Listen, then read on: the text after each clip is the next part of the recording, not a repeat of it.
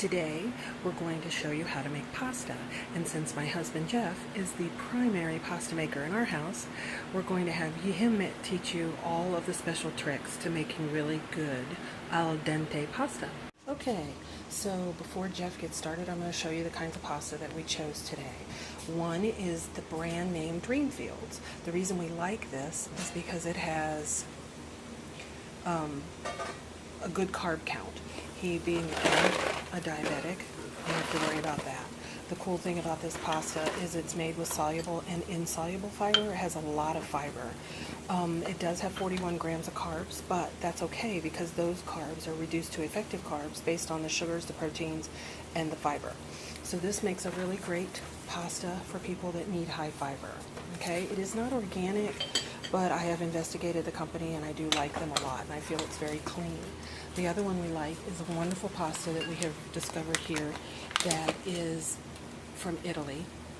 This is the Montebello, and we like it a lot. It is certified organic. The other thing about this is that, again, it is a high fiber, high carb.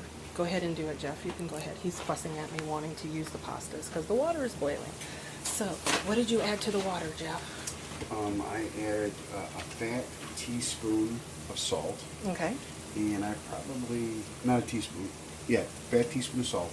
And I probably put about a teaspoon of olive oil in the water. In each one. Okay, because we're going to do two today. Right.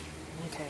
So the thing that I was talking about, this Montebello pasta, which he's going to use, is it's made from 100% semolina, Durham semolina, which is a high fiber pasta, or grain, I should say, that they use for pasta. And in fact, it's the original grain that they use for pasta in Italy, which is a reason that they can get away with all that pasta, because they are not going with the white flours that are being used for the normal pastas in America today. So we're going to let that boil. How long do you let that boil for al dente, Jeff? Well, I always look at the packages. Both these say 10 minutes for both the pastas, but I always underdo. I'll set my timer. You should always use a timer because when you're busy, you'll forget. And I'll do it for 2 minutes under and check it because there's so many different factors, and 30 seconds can make your pasta mushy. Okay, so we're going to... And this is my husband, Jeff, who is the chef today for the pasta. You don't have to stand there looking like I'm going to take a picture of you. Gotcha. Okay, well, I've just dumped the pasta, and I'm draining it really good. One of the things you don't want to do when you do your pasta is you don't want to rinse it, ever. Why? Well, because you rinse away a lot of the flavor, and you rinse away some of the starch. And the starch a lot of times combines with your sauces and stuff, and it helps your pasta hold on to those sauces. Oh, okay. Well, what if I was doing a cold salad, though? If you really want to do that to cool your pasta if you're in a hurry, but I think it's worth the time to. I won't rinse it. I'll put it in the fridge and let it cool off that way because I think it does lose a dimension of flavor. It's important to layer flavors when you're doing anything like this, especially your pasta.